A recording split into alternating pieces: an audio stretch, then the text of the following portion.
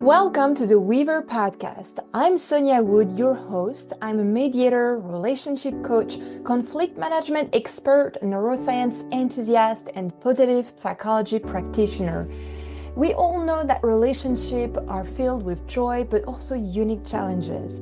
So through this podcast and my newsletter, I bring you tools and insights from all these fields to help you find clarity, resilience, and connection.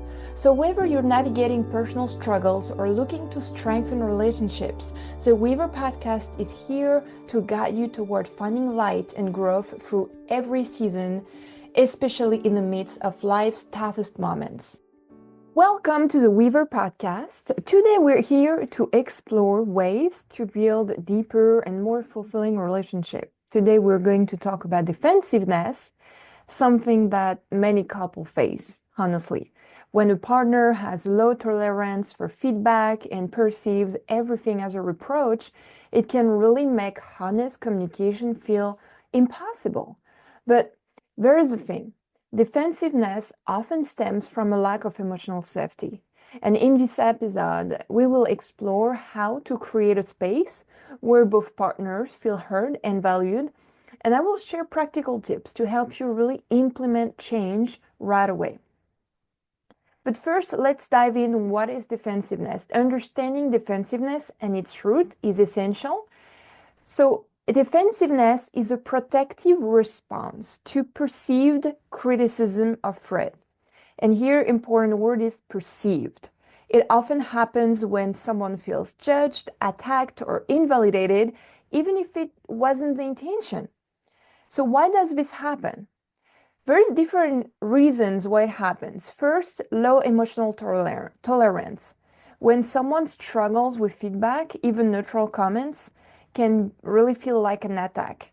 The solution to this would be actually to learn more about emotional management. But you can't force someone to do that, right? So we'll see later how we can navigate around that. The second reason is fear of rejection or judgment. The fear of being wrong or not meeting expectations can really trigger defensiveness. And the other reason can be unmet emotional needs. If emotional safety is not present, partners may react defensively to protect themselves. And this has an impact on a relationship. Defensiveness creates walls between partners, preventing meaningful conversations and fostering resentment over time. It really shifts the focus from connection to self-protection. And instead of seeing our partner as an ally, we see the partner as an enemy. So, what is going to be really important is to cultivate emotional safety. And it's a level of trust that is a lot deeper. When I talk about trust with my clients, we go beyond just, I trust my partner is going to be faithful. I trust my partner is never going to lie to me. But when I talk about trust, I talk about the intimate level of trust. An intimate level of trust, it's emotional safety. How safe do I feel with that person to express trust in a transparent way who I am, what I feel, how I experience things. So what is emotional safety? It is the foundation of healthy communication. It is the confidence that you can express your thoughts, your feelings, your needs without fear of judgment or backlash from your partner. So you may wonder, but how can I build that emotional safety, right? Well, active listening is a big first step, showing your partner that you value their perspective by listening without interrupting, without being distracted, or without formulating a response. And that's usually in a couple, you may have that dynamic when you express a concern, you want to talk about something that is worrying you, and your partner is immediately trying to fix it, to give you solutions. But it's not what you want. You just need to talk about it to process it. And sometimes we have conflict created from that because it's not the active listening. And active listening would mean your partner listens without offering you an immediate solution, without telling you what you should do next. Active listening shows your partner you really value their perspective. You can also show how you validate their feeling. And even if you disagree, you acknowledge their emotion. For example, I can see why you would feel that way. Even if for you that might seem the exaggerated emotional response to a situation, even if you don't understand why it would trigger that much, it's still valid. So your job is not necessarily to understand exactly why it creates that emotional response in your partner, but your job is more to give them the space and let them know it's okay to feel that way. Even if you don't exactly understand why, because when you try to understand why, it's you already have a bias. You already are not objective because you don't know the full picture.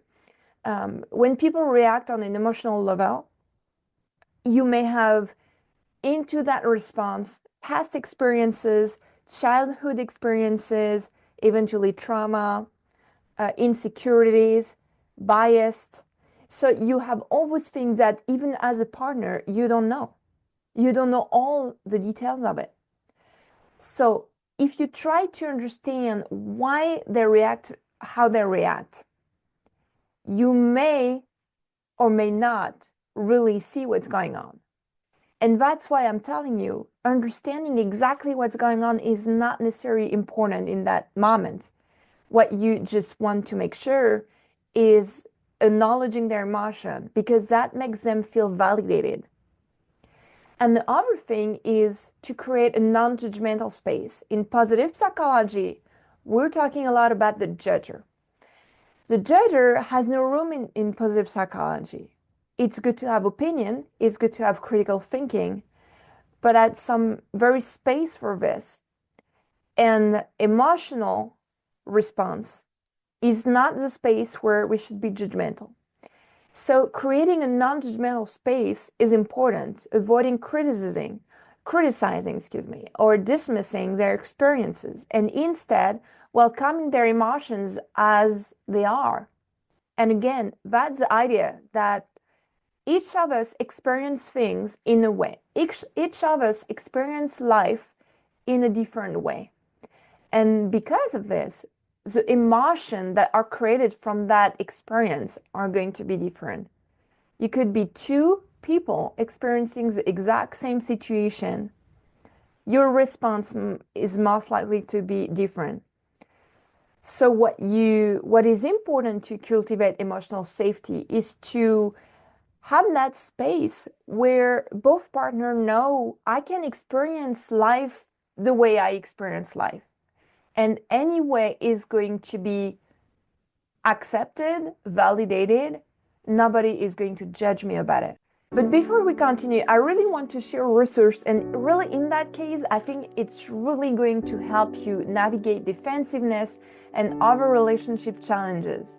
My free 4 Horsemen worksheet, available from my monthly newsletter, and it's very easy. You take one question poll and you receive your free gift. It provides insight into recognizing harmful patterns like defensiveness and practical tools to create a really healthier connection, communication, relationship with your partner. And by subscribing, you'll also gain access to relationship tips and tools designed to help you foster deeper understanding and connection on the long term. So you can visit my website, or I put the link in description to sign up and get your free gift today. Now we've seen some of the theory to understand why it works, how it works. I really want, as usual, to dive into practical tips. And today it's practical tips to manage defensiveness. The first one I'm always giving and working with my clients on is to learn how to verbalize your emotions and your needs in a clear way. And instead of focusing on what your partner is doing wrong, you can share how their actions make you feel. You can use statement like, when this happens, I feel blank, followed by what you need. And of course, that requires that you have quite a clear idea of what you need today in this phase of your life. And this shifts the focus from blame to understanding, because instead of pointing the finger to your partner using you do this, you do that, then you're focusing on yourself and what you need, what you feel. The second tip is to observe and pause before judging. And in the society where we're really always running and always in action, pausing becomes really challenging. I know that. But pausing is necessary when we're talking about managing challenges in relationships, because sometimes we can't find a solution right away. Sometimes we need the space and the room to settle down. When defensiveness arises, practicing pausing before reacting is important. You can ask yourself, am I judging my partner's perspective? How can I make space for their experience without immediately challenging it? When, for example, to make a very clear example, when you hear someone saying, oh, you shouldn't worry that much, it's nothing, what happens? What happens is the person being worried is hearing, oh, I shouldn't be worried. It's not valid. I should react in a different way. I'm not resilient enough. I'm not strong enough. I'm too sensitive. I'm too emotional. But if you are, in a way, making the space and offering that space to that person to worry for a few minutes, then this person is not losing confidence and self-esteem, because this person knows, I have the space, I can worry. It's okay to worry in that situation, because that situation can indeed create some worries. So it's valid. It's okay to feel that. And by validating the worry, it might be counterintuitive, but actually by validating it, by making the space to allow that person to worry for a few minutes, it's most likely to go away by itself. So, therefore, the importance to observe, pause, offering space without judging. The third tip is using gentle startups. What I see a lot is, and very challenging to do when there is heavy emotions. People are very, going into it. Like, now let's do it. Let's talk about it. Okay, I'm done. I want it to be over. Let's find a solution. I don't want to talk about it. But if instead we try to begin a conversation differently, in a more gentle way, that can change a lot. The way you begin a conversation can really determine how it unfolds. And instead of leading with accusations or other things in a more aggressive way, we can try to gentle open like, I'd like to talk about how we can improve blank, or we can explore this together. The fourth tip is to create moments for positive reinforcement. Very underestimated practice in relationship. Defensiveness thrives in negative cycles. Break the pattern by acknowledging and appreciating your partner's effort, even small ones. This builds trust and reduces the fear of criticism. I was thinking, even yesterday, if, someone asked me, what is a good recipe for a relationship, for a long-term relationship? I was trying to wonder what I would say. And I think so far today, I would say, don't underestimate the power of thank you. And I started to realize we say thank you a lot with my partner to each other, a lot. As simple as, thank you for cleaning the dishes. Thank you for having cooked the dinner. Thank you for having, spend 3-4 hours on cleaning the house, or thank you for cutting some woods for fireplace, or thank you for everything. Even if that seems normal, even if that seems little, even if you may say, but it's normal. They do their share and I do mine. No, it's not. They could not do it, but because you say thank you for doing it, you show the appreciation. You acknowledge it's important what they just did, so little it might seem. And the last one, is to practice self-awareness. If your partner is defensive, reflect on how you're presenting feedback. Are you unintentionally sounding critical? Adjusting your tone, your words can significantly change their response. And this is something hard to see by yourself. And that's why when I have clients in one-on-one call, we talk about this because what you perceive might be different. Why? Because you've been raised in a certain way, your parents educated you in a certain way, you grew up in a certain way, people around you were behaving in a certain way that became your norm. But if you have a partner that grew up in a different environment with different norms, that might just be some challenging time at some point.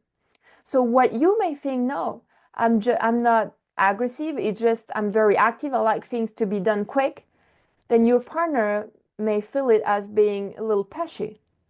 So how you adjust your tone and words, first you can record yourself first, see how you sound to yourself, and then you can also work with someone else, a coach or a therapist or anyone to really improve that and have that outside ear.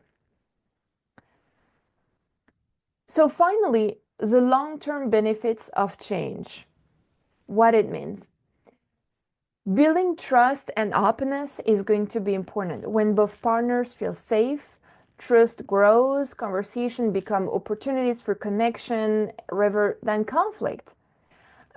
Creating a judgment-free zone is also important. By fostering emotional safety, you really allow space for honest expression and vulnerability, which strengthens your bond. You can also encourage growth together. These small changes can really lead to significant shifts in how you communicate and experience each other, fostering a deeper and more supportive relationship. So, defensiveness can really be a tough cycle to break, but with passion, self-awareness, and a focus on emotional safety, it's possible to create a space where both partners feel valued and understood. And I really hope this episode resonated with you. I hope it helps. Don't forget to subscribe to the Weaver podcast for more insights on building thriving relationship. And I would greatly appreciate if you rate the podcast, leave a comment, and share it with someone who might benefit from this conversation. Thank you so much for listening. And until next time, bye-bye.